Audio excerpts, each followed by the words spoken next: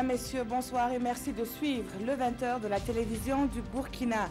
À la une de l'actualité ce soir, cette question: accepteriez-vous de vous faire ouvrir le crâne par des spécialistes burkinabais? Si oui, vous avez bien raison car les compétences existent ainsi que les ressources techniques. Les chiffres parlent d'eux-mêmes. En moyenne, 3 patients sont pris en charge par jour à l'hôpital Yalgado Ouedraogo. Un reportage à suivre tout à l'heure pour tenter de convaincre les plus sceptiques. Dans ce journal, nous nous intéresserons également à l'engouement sans cesse grandissant pour les véhicules électroniques. Certains amateurs ont vite fait de déchanter malgré les nombreux atouts qu'offrent les automobiles intelligentes. Leur entretien coûteux est très souvent pointé du doigt. Zoom sur ce marché très florissant dans quelques instants. En République démocratique du Congo, des appels se multiplient pour dénoncer une dictature du président Kabila. C'est au tour de collectifs proches de l'Église catholique d'appeler à une marche de protestation prévue le 25 février prochain. Bienvenue à tous. Faire connaître son institution par le maximum de Burkinabés, voilà ce qui justifie la tournée entamée par le médiateur du Faso. Depuis plusieurs jours, Saran Sérémé va directement au contact des populations pour leur parler de l'institution qu'elle dirige depuis le 27 octobre dernier. L'étape de la région de l'Est avec Seydou Nikiema et Ibrahim Sano. Le roi Fimba de Kankangou souhaite la bienvenue au médiateur du Faso ici à Pama.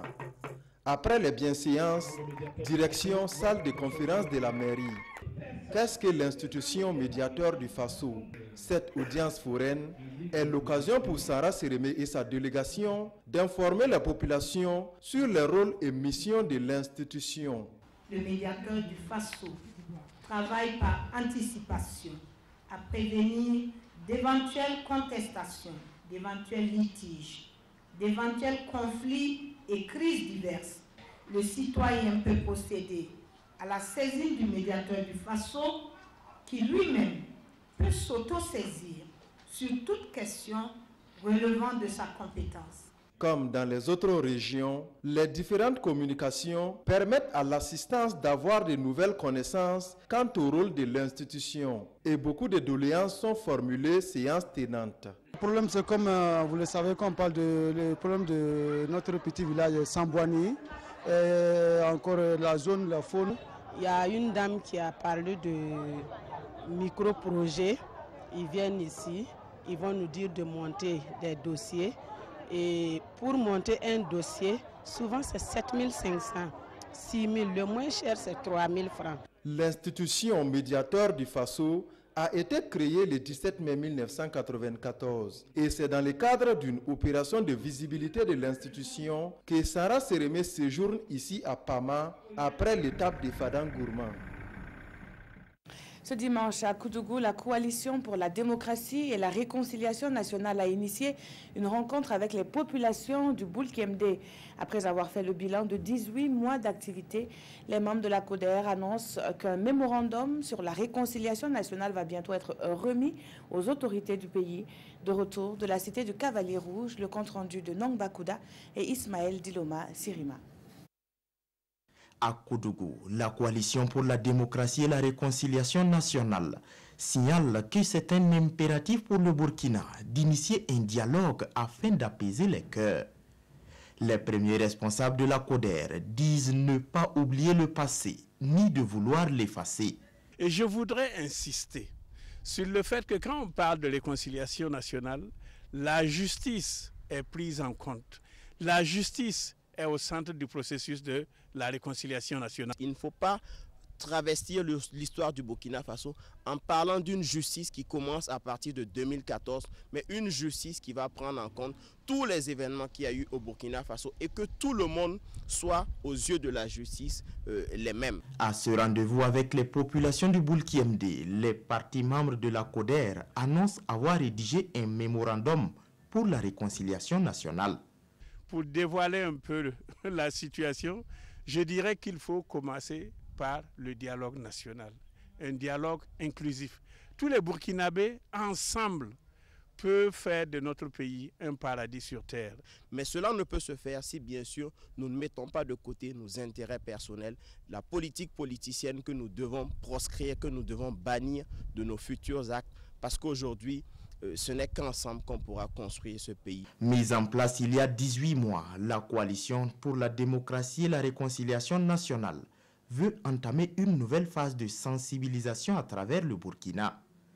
Et cette fois-ci, il s'agira de présenter aux populations le contenu de leur mémorandum sur la réconciliation nationale. À présent, cette installation très attendue, celle du maire de la commune rurale de Zabré, Fidèle Louré, a été élu en mai 2017 à l'issue des élections municipales partielles et complémentaires. Sous les couleurs de l'UPC, le bourgmestre place son mandat sous le signe de l'unité et de l'union. Cette installation est en fait une régularisation car l'équipe de l'élu travaille depuis juin 2017. Les détails avec Césaire Carfo et Maïmouna Traoré. Après la délégation spéciale sous la transition, la commune rurale de Zabré a connu une autre délégation spéciale à l'issue des élections municipales de 2016. À la faveur des élections municipales partielles et complémentaires du 28 mai 2017, Fidèle Louré est élu maire. Ce samedi, il porte officiellement ses attributs. Aussitôt installé, il appelle la population à l'union. Le premier levier du développement, c'est l'union. L'unité des fils et filles de la commune. Pour cela, j'invite les fils et filles de Zabré à se départir des clivages politiques, ethniques, religieux, sociaux et familiales pour s'unir autour de l'essentiel qu'est le développement de Zabré. Allez installer le maire. Il souhaite que le maire et tous les conseillers municipaux puissent gérer la mairie là, dans la paix et promouvoir le développement de la mairie. Après son élection, le maire s'est aussitôt mis au travail. Dès la passation de charge en juin 2017, de grands chantiers sont engagés et pour Fidèle Louré, les perspectives sont bonnes. En 7 mois d'exercice, nous avons lancé des marchés pour la construction d'une vingtaine de complexes scolaires que vous voyez pousser sur le terrain, ainsi que pour la réalisation d'une vingtaine de forages, d'une vingtaine de boutiques de rue. Et je puis vous dire également que nous avons un projet, la réalisation cette année, si Dieu le permet, de la gare routière et d'une quarantaine de boutiques encore à travers la ville de Zabré. Il salue les efforts d'investissement de la diaspora et invite la population à se mettre à la tâche pour le développement de la commune rurale de Zabré. La neurochirurgie a de beaux jours devant elle au Burkina. Pourtant, nombreux sont ceux qui hésitent à se faire opérer de la tête au pays des hommes intègres. Certains d'entre eux préfèrent vivre avec leur mal et d'autres, plus nantis, s'envolent pour un pays du Nord. Au CHU Yalgado Ouedraogo, en moyenne, 3 patients sont admis par jour au bloc pour des cas de traumatisme crânien. Des interventions qui se terminent bien, à l'image de celles effectuées sur le dernier né de la famille Ouedraogo, rencontré par Paul-David Bambara et Zalissa Sanfo. Se faire ouvrir le crâne au Burkina Faso par des Burkinabés. Une chirurgie redoutée par bon nombre de patients et de leurs accompagnants. Conséquence, certains préfèrent périr quand d'autres qui ont les moyens vont voir ailleurs. C'est le cas de la famille Ouedraogo.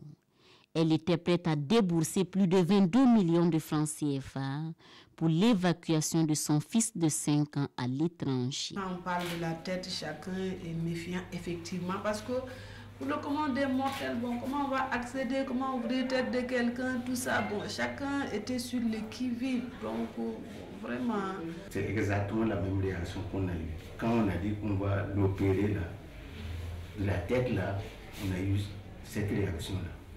Nous, bon, comme on avait un peu les moyens, on voulait l'amener à l'extérieur. Pour que l'intervention du petit Ouedraogo se fasse ici à l'hôpital Yalgado Ouedraogo, il a fallu convaincre toute la famille. Quand on a rencontré le professeur Cabré, il nous a dit qu'eux, ils peuvent faire ça ici. Bon, l'entourage n'était pas chaud.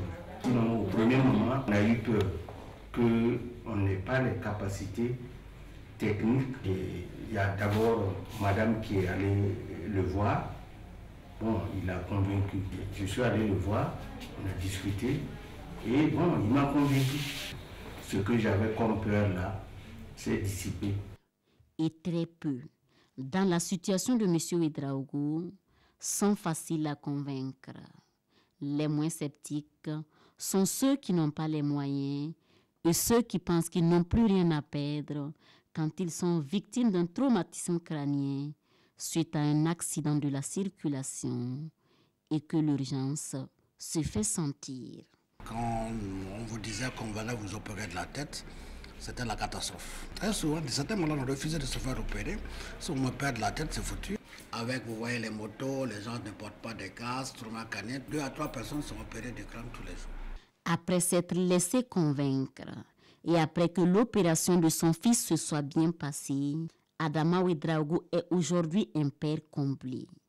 Il croit désormais au Burkina Faso et à la capacité de ses neurochirurgiens. Il faut faire confiance à nos compétences, puisque si nous on veut même se développer là, c'est nous-mêmes qui devons en tout cas faire confiance d'abord à nos spécialistes, puisqu'ils sont allés étudier ça et ils viennent. Dans tous les pays là, c'est comme ça. Tout comme lui, pour le professeur Cabri, il n'y a pas de crainte à se faire ouvrir son crâne dans son service. C'est un gain économique parce que le pays n'évacue plus, gain technique parce que le personnel local est formé aux techniques les plus modernes. Nous n'avons plus besoin de dire nous n'avons pas tel instrument, nous n'avons pas tel personnel pour le faire, donc c'est bon pour nous. Et enfin, gain sur le plan social parce que c'est toujours mieux que le malade soit traité dans son milieu que quand il est évacué. Dans tous les cas, la famille Ouédraogo déboursera 6 000 francs CFA au lieu de 22 millions de francs CFA pour le même résultat. Le petit Ouédraogo recouvrira la santé sans séquelles. Et on en vient au principal sujet de cette édition, la présence des véhicules électroniques au Burkina. Elle est de plus en plus forte et les vendeurs ne tarissent pas d'éloges quant aux facilités qu'offrent ces autos de dernière génération. Comment bien choisir son véhicule électronique? Quelles en sont les exigences? Éléments de réponse avec Amado Ilboudo et Zoubaviel David Abiré. Ce véhicule a un problème de fonctionnement, mais pour l'heure, point besoin de s'orienter vers un garage de la place. Il faut d'abord poser le diagnostic pour détecter la panne. Il en est ainsi des véhicules électroniques. Et pour le faire, les techniciens utilisent ce matériel composé d'un ordinateur et des logiciels de détection. C'est une prise dont tous les calculateurs qui sont sur les véhicules ont une sortie là-dessus. Et elle a cette forme. Donc ça, on permet de brancher le module là-dessus et maintenant récupérer les données qui sont enregistrées sur les différents calculateurs. Aujourd'hui, sans diagnostic, vous ne pouvez pas réparer un véhicule électronique. Ce n'est pas possible. Il faut nécessairement le diagnostic. Autrement dit, tous les organes, comme le technicien l'a dit, sont gérés par le boîtier électronique. Nous interrogeons le boîtier électronique. Et à partir de ça, on a accès donc à des défauts qu'on peut corriger, qu'on peut effacer. Alors, si on n'arrive pas à l'effacer, ça veut dire qu'il y a un problème, il faut remplacer la pièce. Aujourd'hui, comme on le dit, on peut réparer sans démonter quoi que ce soit. Il s'agit de mises à jour. Ce dispositif particulier s'explique par la complexité dans la conception de ces véhicules de dernière génération. Et même si vous avez l'équipement, il faut un abonnement.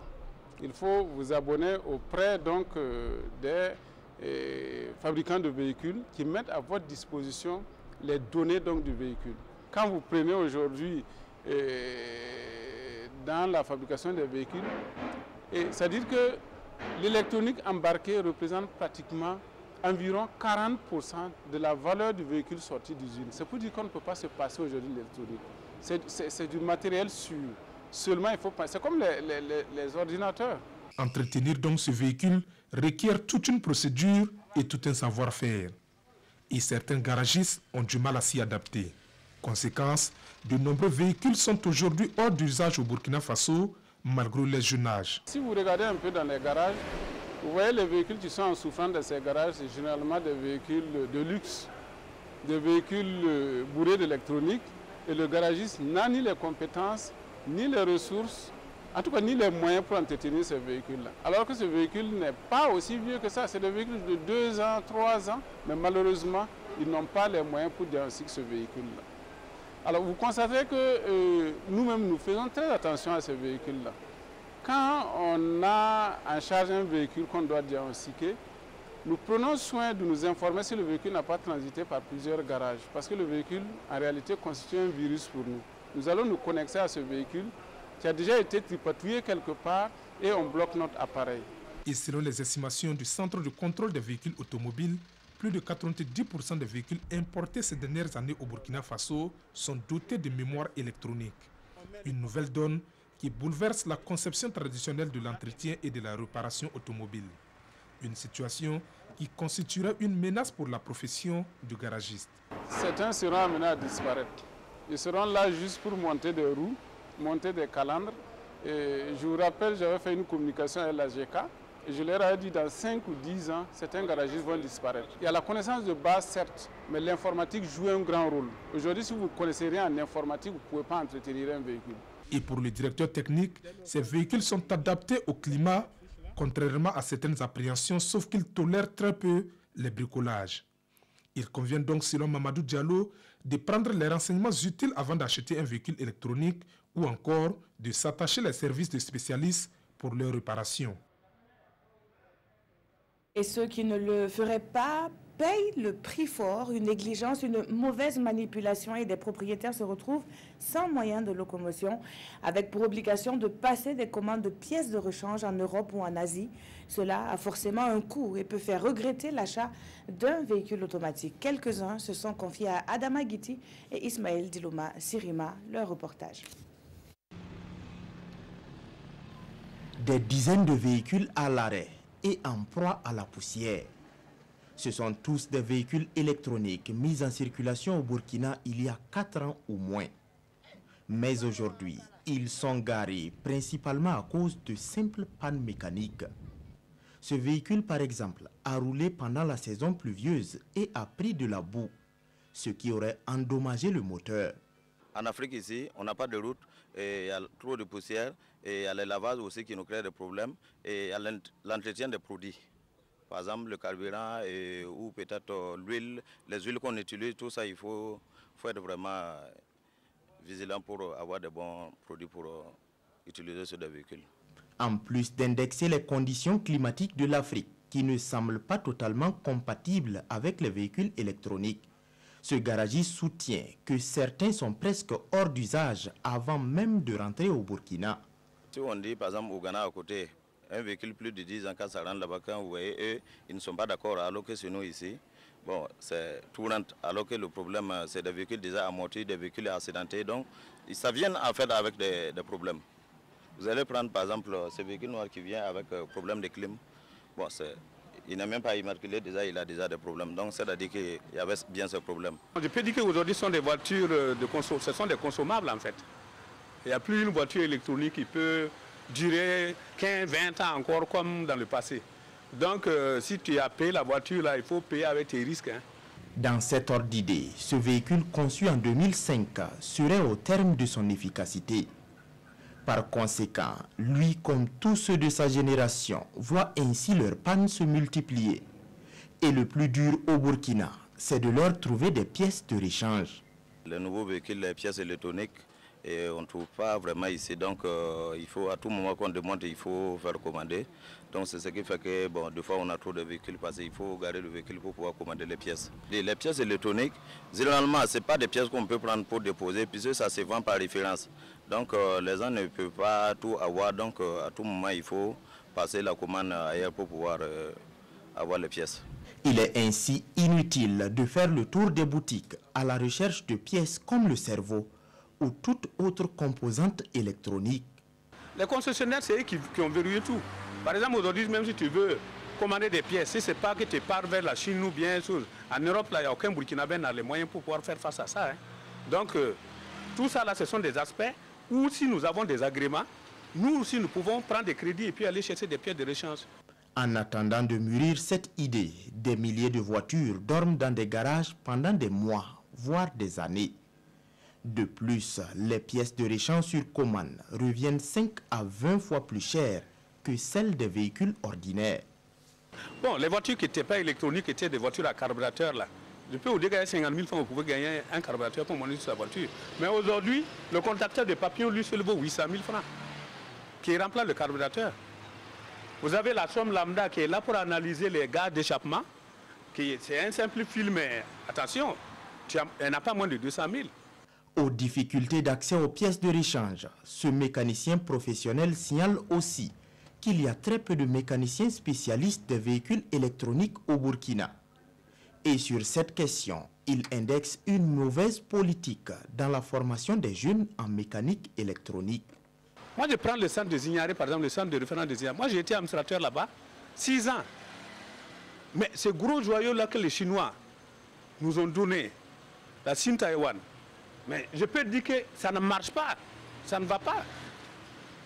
Je suis administrateur, je dois le dire haut et fort, il faudra que l'État revoie. Il y a des endroits, il y a des domaines forcément même qu'il faut enlever la politique dedans et former normalement les jeunes. Et les donner de quoi pouvoir s'installer. Et pour permettre aux jeunes de s'installer à leur propre compte, un équipement de diagnostic s'avère primordial. Et celui-ci avec le logiciel intégré avoisinerait 10 millions de francs CFA. Le système de freinage. Voilà donc pour le grand format de ce journal. Et ce n'est pas la pollution des automobiles qui inquiète les producteurs du Kénédougou, mais bien des parasites. Ceux-ci attaquent leurs vergers d'agrumes, entraînant un vieillissement rapide des plantes. Pourtant, la province du Kénédougou est bien connue pour sa forte capacité agricole. Depuis quelques années, des vergers d'agrumes y poussent comme des champignons et ce sont eux qui doivent faire face à l'invasion parasitaire. Précision de Lamine Karantao avec Moumouni Baro.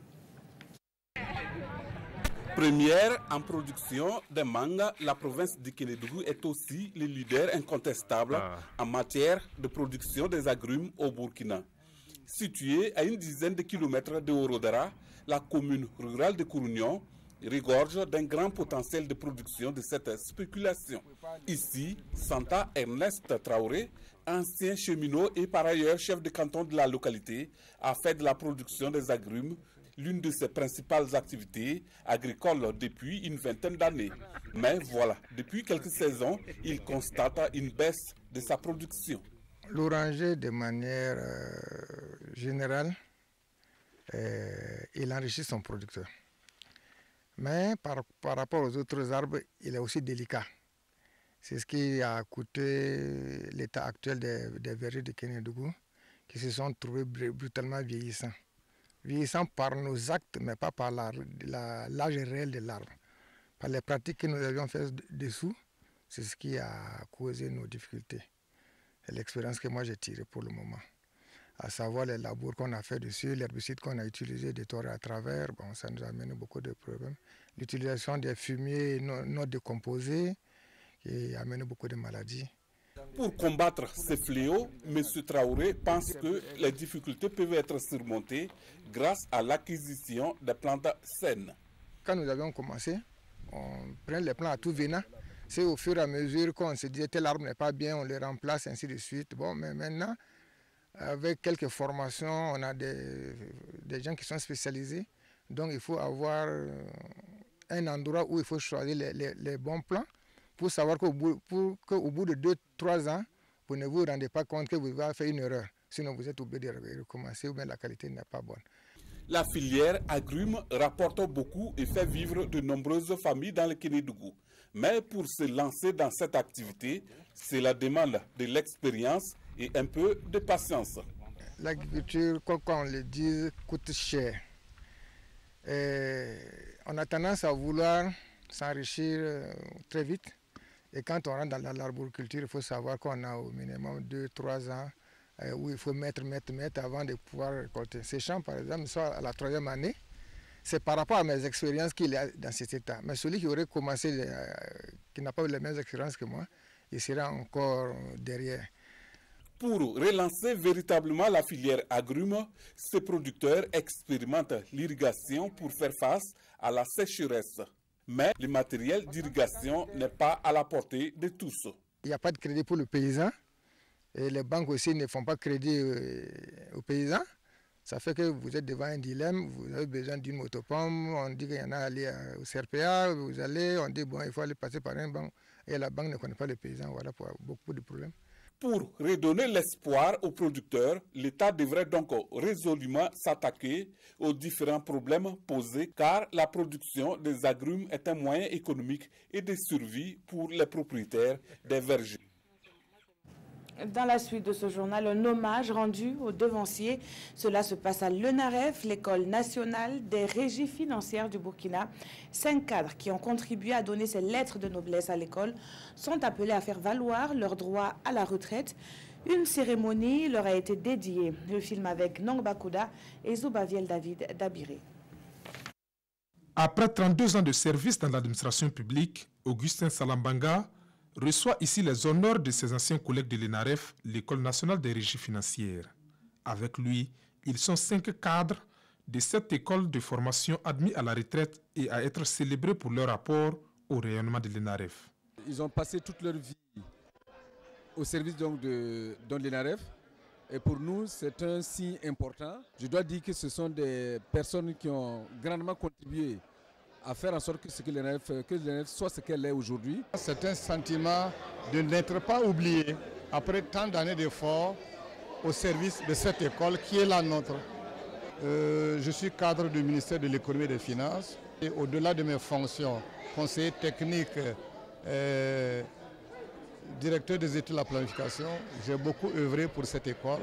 Vraiment, c'est un sentiment de satisfaction. Le moment est solennel et les récipiendaires heureux de quitter l'administration publique avec ses honneurs. Pour les premiers responsables du ministère en charge de l'économie, ils constituent aujourd'hui des exemples pour la nouvelle génération. La balle est désormais dans votre camp pour faire aussi bien et mieux. C'est dans cette dynamique du don de soi que vous avez consenti des années durant et de la poursuite des combats à mener sans ménager d'efforts que se construisent les institutions fortes et se développent les nations. Cette cérémonie d'hommage aux anciens entre dans le cadre de la célébration du 30e anniversaire de l'École nationale des régies financières. Eux commencent à peine leur vie active. Une trentaine d'élèves plombiers forment la 2e promotion du Centre des métiers de l'eau. Ils sont désormais aptes à mettre leurs compétences au service de la population. Présentation avec Yacouba Gamene et Estelle Judith Assogba. De nouvelles compétences en métier de plomberie. Ces lauréats constituent la 2e promotion formée au Centre des métiers de l'eau, CEMO. Ils ont bénéficié durant 6 mois au sein de cette structure de formation une dizaine de modules techniques et professionnels dans le domaine. Nous avons appris le balisage, à lire le plan et à faire les recherches de fuite aussi. Pour le directeur général du centre, il s'agit là d'une formation qualifiante qui permet aux bénéficiaires d'avoir des prérequis pour s'auto-employer ou, à défaut, mettre leurs compétences au service de l'ONEA. Vous savez que l'ONEA, c'est plutôt la plomberie réseau. Donc, lorsque nous recrutons, nous avons toujours des difficultés parce que nous n'avons que des plombiers qui sont plus dans le domaine sanitaire que dans le domaine réseau. La formation aujourd'hui a consisté à leur donner les éléments nécessaires pour non seulement continuer à exercer dans le domaine sanitaire, mais également dans le domaine de l'exploitation des réseaux de l'ONEA. Le Fonds d'appui à la formation professionnelle et à l'apprentissage a injecté 13 millions de francs CFA pour assurer cette formation. 29 élèves au départ, ils sont 27 jugés aptes à exercer le métier. Vous avez constaté qu'il y a eu 2 qui ont été décalés. Et compte tenu des spécificités liées à l'eau, il fallait donc mettre cette rigueur et pouvoir nous sortir des professionnels. Il est attendu de ces lauréats une participation active au développement des services d'eau et d'assainissement par la mise en œuvre en savoir et savoir-faire en plomberie. Eux aussi sont en fin de formation. La leur est des plus atypiques car ils ont appris à mieux faire rire. Le Cercle des Arts Vivants a initié une session de formation à l'endroit de 35 humoristes burkinabés qui ont également été outillés sur l'importance du droit d'auteur. Et oui, il faut bien garantir leurs vieux jours, même en riant. Alidou Badini et Aruna Maré nous en disent plus.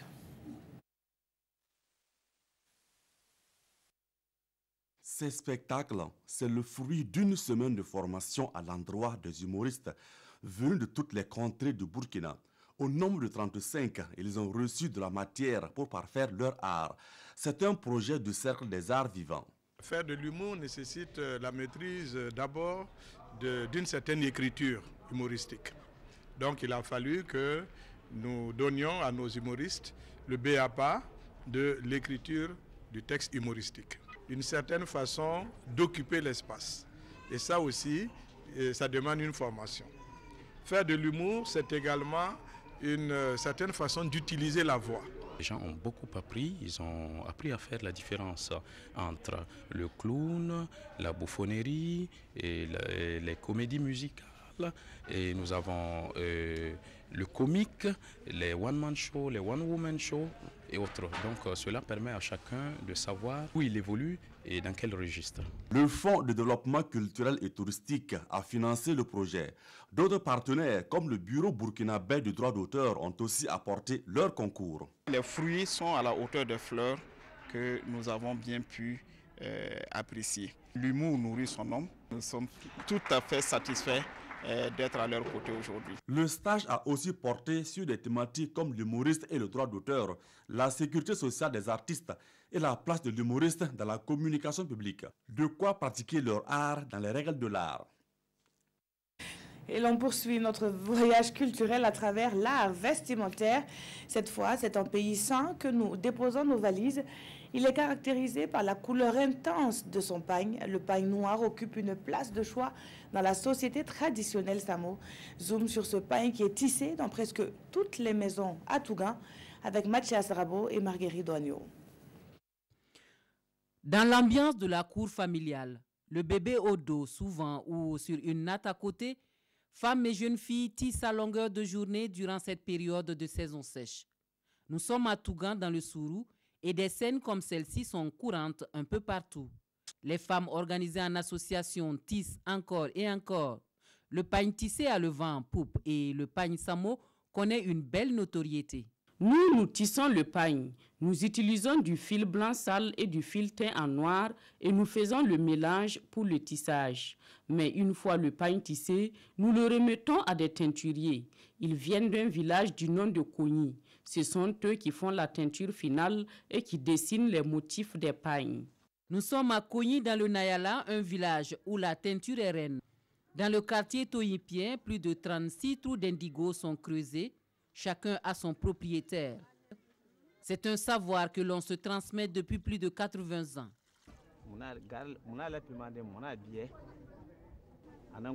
On achète les fils, les enfants étalent ça.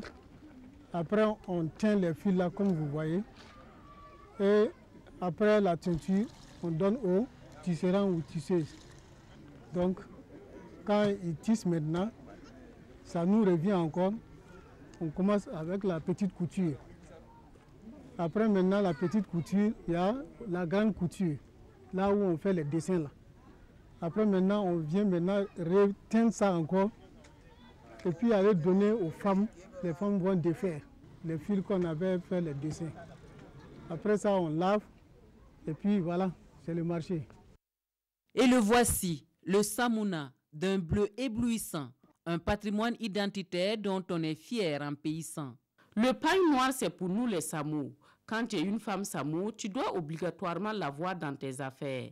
Lors des grands événements, quand tu t'habilles dans ce pagne, on sait que tu es une vraie femme Samo. Au-delà de l'aspect culturel, le Samouna est une étoffe utilitaire pour la femme. Le pagne est beaucoup sollicité par les femmes enceintes. Après l'accouchement, c'est utile parce que c'est très lourd.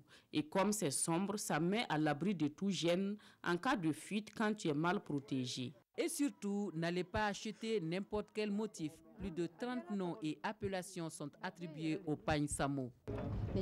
Celui-ci, c'est confiance. Les motifs sur ce pagne, ce sont les chaussures de ceux qui colportent des ragots.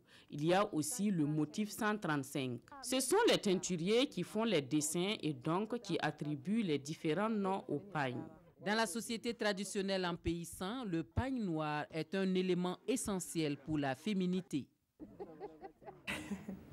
Elle ne le portait pas sur elle, mais le Samuna était bien présent lors du lancement de son nouvel album.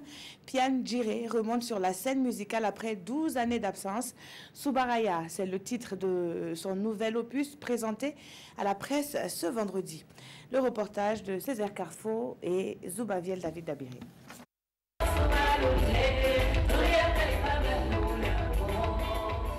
C'est ici un extrait de Voilà Subagaya, le titre phare du nouvel album de Pian Jiré. Absent sur scène depuis une dizaine d'années, l'artiste signe son retour avec ce deuxième album composé de 12 titres. Pian Jiré défend la cause de la gente féminine et dénonce certaines injustices sociales, notamment les violences faites aux femmes dans les foyers. Subaraya, c'est pour dire aux hommes que voilà, les bons nombres d'actes qu'ils causent dans la société, tout comme construire un duplex pour une maîtresse et mettre la femme légale dans une maison en banco, ça peut être également un acte de sorcellerie. Donc construisons, nous les femmes, un centre d'éloignement d'eux pour les hommes. À travers des titres chantés en djoula, en san, en mandingue, en français ou encore en moré, Pian Jiré sensibilise également ses mélomanes sur des phénomènes comme la drogue et le VIH.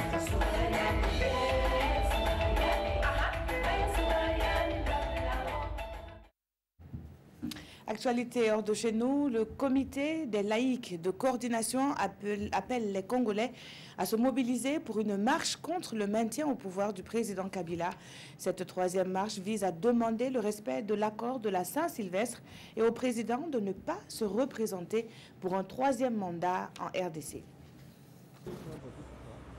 L'Église catholique entend maintenir la pression sur Joseph Kabila malgré la répression. Lors de la messe donnée vendredi à la mémoire des victimes de la marche du 21 janvier, le clergé et les laïcs ont réitéré que leur marche ne s'arrêtera pas. Une conviction que la mort de plusieurs manifestants ne fait que renforcer selon les membres du comité laïque de coordination de l'Église catholique. Il ne répète qu'une seule chose, vivre heureux sur cette terre de nos ancêtres.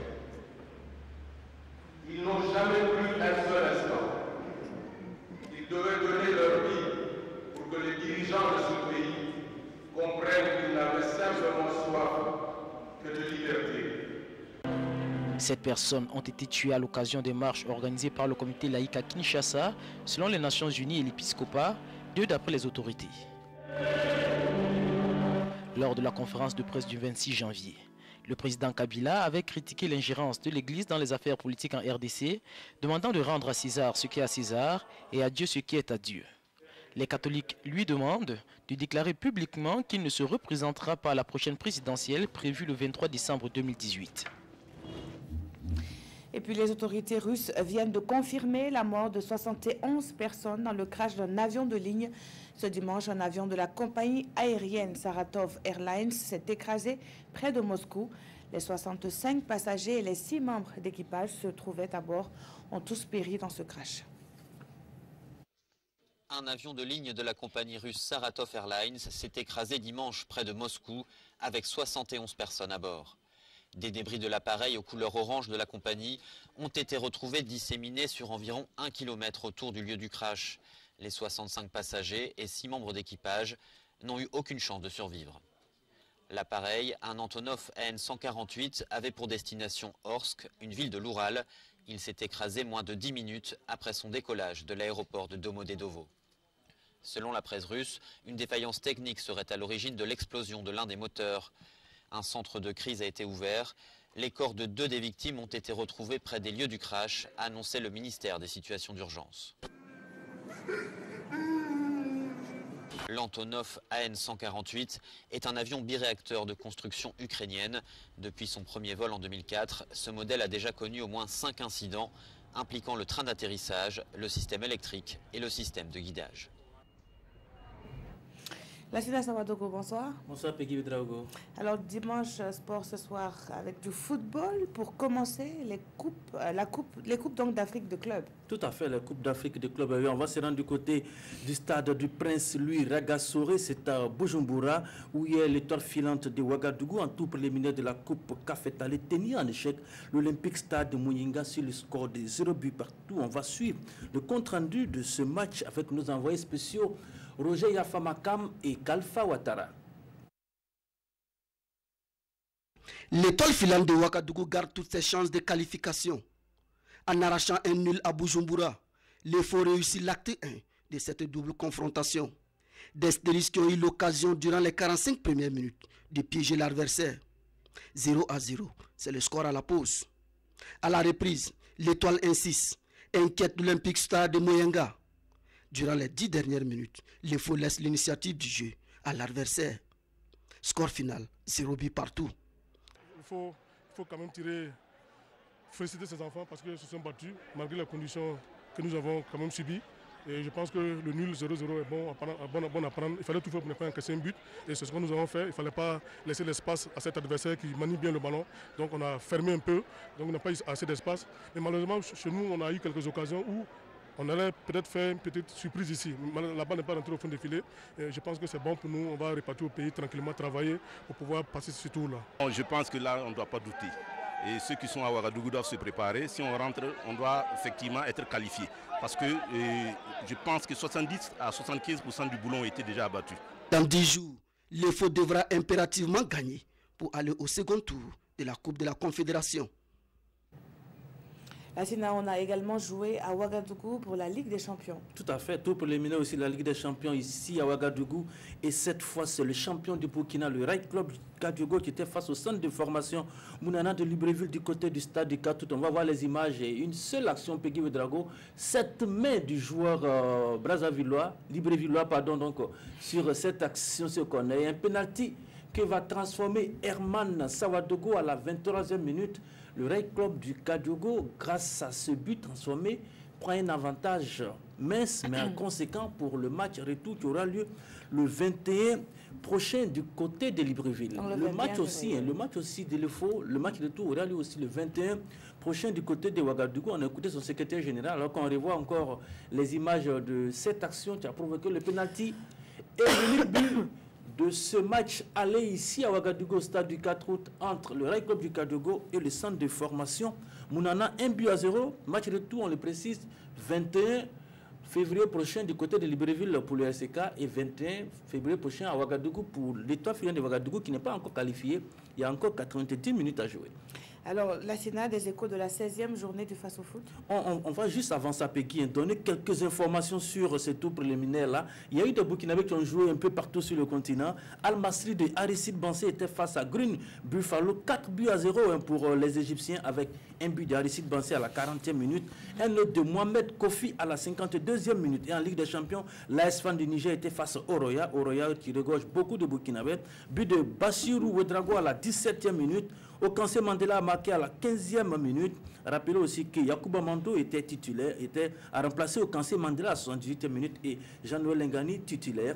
En Europe, une petite incursion pour voir ce match entre FC Fichelen et Casse Open, une passe décisive du joueur Bourema Hassan Bandé à la 72e minute pour l'unique but de ce match, victoire de Maligne face donc à son adversaire. Le Burkinabé donc qui brille à l'extérieur. Alors, le Face au Foot. Oui, le Face au Foot, 16e journée qui a commencé avec des matchs avancés en début de semaine qui s'est terminé ce soir même du côté du stade municipal Issoufou Joseph Konombo. Et sachez que ce soir, l'AS Sonabel a pris le dessus sur le Racing Club de Bobo du Lasso. Score 3-1 pour les électriciens. Lusfa et Majestic se sont séparés 2-2.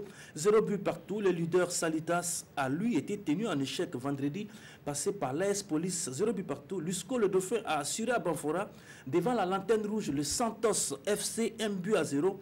Et puis à Bobo du Lasso, 1 but partout entre Raïmo FC et la GEM. En noté Peggy, la première victoire de l'Asfa Yenega de la saison après 16 journées. S'il vous plaît, l'Asfa Yenega vendredi est venue à bout de l'Union Sportive de Ouagadougou sur le score de 3-2. Ce fut chaud.